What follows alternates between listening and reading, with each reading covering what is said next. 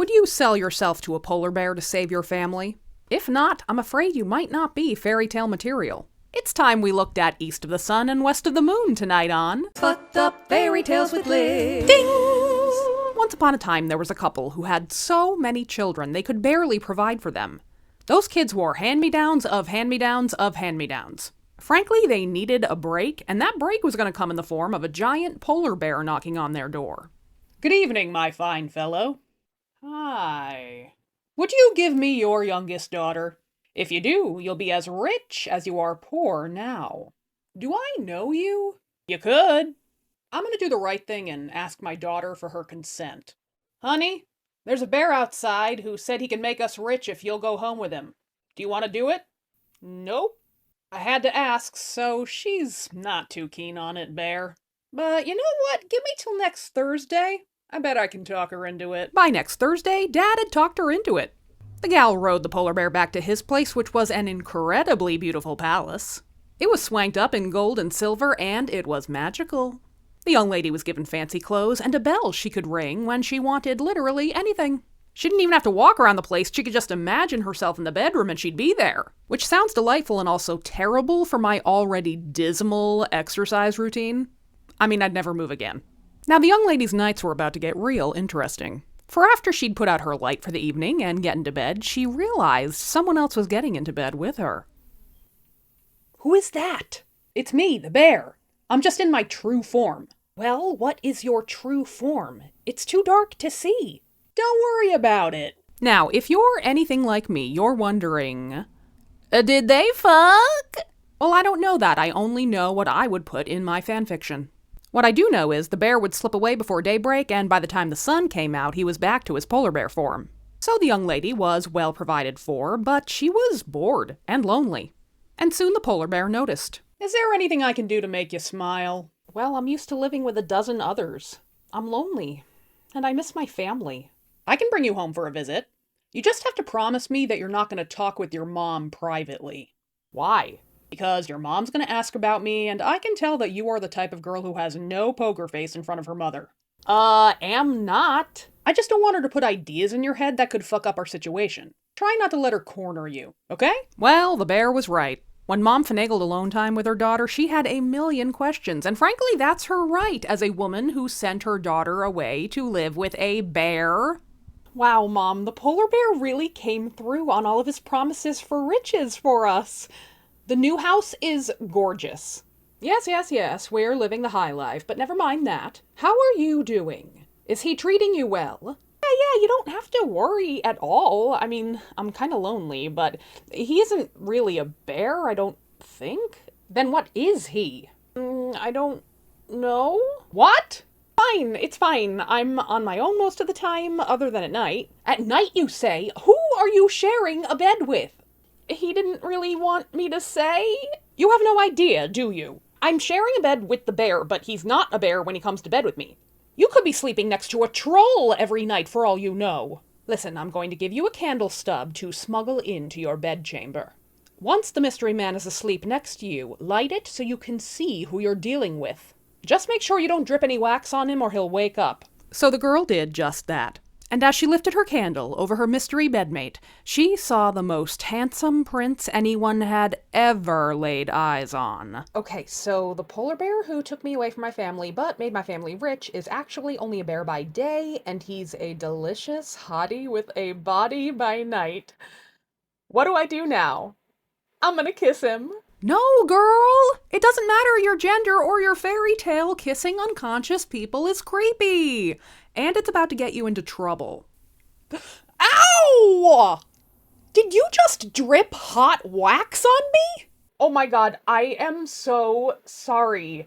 Unless you're into that? You talked to your mom, didn't you? Yes. Well, you ruined everything. All you had to do was just let me keep deceiving you for 1 year. 1 year! Why are you telling me this like I know what you're talking about? But now you figured it out, and in the morning, I'm gonna have to go back to that bitch and her hag of a daughter. Okay, so those of you who have been here for a while may actually remember I did this fairy tale last year. Some of my followers perceived a particular aspect of this tale to be problematic, and I didn't really notice it, so I wanted to do it over again with that in mind. In the old version of this tale, the prince describes the princess as having a very long nose. I'm sure you can see where I'm going with this. She's later described as being hungry for gold, and she and her mother kidnap good Christians for nefarious purposes. It's actually pretty embarrassing that I didn't pick up on these anti-Semitic vibes. But that's what can happen when you got privilege. Plus, a lot of these old fairy tale villains have characteristics that have commonalities with anti-Semitic stereotypes. So much so that we don't even notice it, we just think of it as this is what a witch is like, and this is what a troll is like, and this is what a goblin is like. So moving forward in my fucked up fairy tales approach of this tale, I'm just going to refer to the princess and the queen as trolls, and their prisoners as humans. But if you pick up any translation of Asbjornsen and Moe, you're going to see those old ideas in it, so I didn't want you to be blindsided. And in the morning, I'm going to have to go back to that bitch and her hag of a daughter. What? Is there anything I can do? Maybe, if you can even find the place. It's east of the sun and west of the moon. Let's just go back to bed. Okay. Well, cutie, since you're up, maybe we could... No! I'm mad, and my chest still hurts, and... Wait a minute. Why do my lips taste like berry lip smackers? Did you kiss me? Good night. When the girl woke up the next morning, she found that the prince had vanished, and his palace and all their belongings along with him. She was just lying naked in the grass, I assume, with her old raggedy dress next to her. So she set off to find the troll family and the hot prince. The young lady had a long journey ahead of her, east of the sun and west of the moon, during which she'd meet two groups of formulaic characters and formulaic situations. First, she'd meet 3 old ladies in a row who are each playing with a different golden item. A golden apple, a golden comb, and a golden spindle. Each of the broads told her essentially the same thing. All I know is the trolls live in a castle that's east of the sun and west of the moon. Why don't you take my horse and this golden thingamajig I'm playing with? You may find the gold useful, and my horse can find his way back home. After the ladies, she had to consult each of the 4 winds, east and west, and south and north. Each of the winds was louder, stronger, and more terrible than the last one. But the north wind was finally the guy that could get her to the castle. After tearing through all of these towns and just savagely destroying them with his hurricane force winds, the north wind dropped the girl off at the troll's castle. So the young lady, who really deserves a name at this point, I wonder how it came to be that some folk tales have named characters and others do not. Anyway, our nameless girl starts hanging out on the lawn of the troll castle and playing with all of the golden items that the old ladies gave to her. Sure enough, when the troll princess spies her, she wants in on all that gold. Hey you, loser! How much money do you want for that golden apple? Money cannot buy this thing, nor gold either. Well, if that's not good enough, what the hell do you want for it? I want a night with your fiancé. Is that all? Sure, you can have a sleepover with him tonight. Now the troll princess had a sneaky plan. This wasn't her first golden rodeo. She drugged the prince's wine so he'd be fast asleep when the girl finally got her time with him. And the same thing happened the second night too, when the troll bought the golden comb for another night with the prince. Luckily the prince had some allies at the castle, in the form of the other prisoners the trolls had kidnapped. Hey, Prince, who's that girl who's been crying by your bedside the past 2 nights? What girl? She's super pretty, but she looks really poor. And she keeps calling you my sexy polar bear man and kissing you even though you're asleep. She made it! But how come I've been passed out? Would you like some wine with your gruel tonight, sweet fiancé? Sure. Say, isn't that a golden goose over there? Where? Where's the golden goose? I swear I saw one. Maybe I was mistaken, though. So the third night the girl got some time with the prince, he was wide awake. You sure got here in the nick of time. I'm supposed to marry that troll tomorrow. How do we get out of this? It seems like it's pretty tough to escape. Okay, this is what we're gonna do. I've still got those wax stains on my shirt from where you burned me. Oh my god, I said I'm sorry like 12 times. Are you never gonna forgive me for that? Yeah, water under the bridge. It's actually gonna be useful now. Remember how only good human folk like us can properly clean a shirt? And trolls can't clean anything without making it dirtier?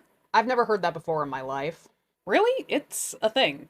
So before the wedding ceremony starts, I'm gonna say, I want to see how skilled my bride is. And then I'll ask her to wash my shirt so I can wear it for the big day. And then when she can't do it, I'll say, well, I refuse to take a wife who can't handle such a simple task. In fact, I'll only marry the person who can clean my shirt. And then you clean my shirt and we get married. Honey, with all due respect, this is an insane plan. Is it any weirder than a single goddamn thing that's happened to you since the day I showed up at your door in the form of a bear and asked your dad to sell you to me?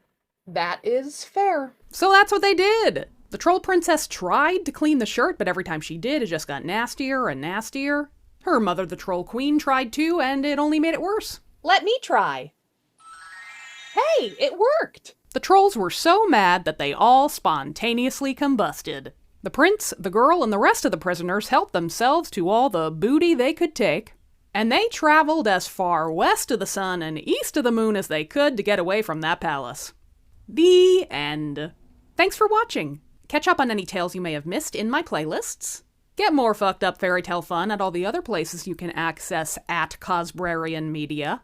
Shell out just 5 green guys a month for my fairy tales in audio format.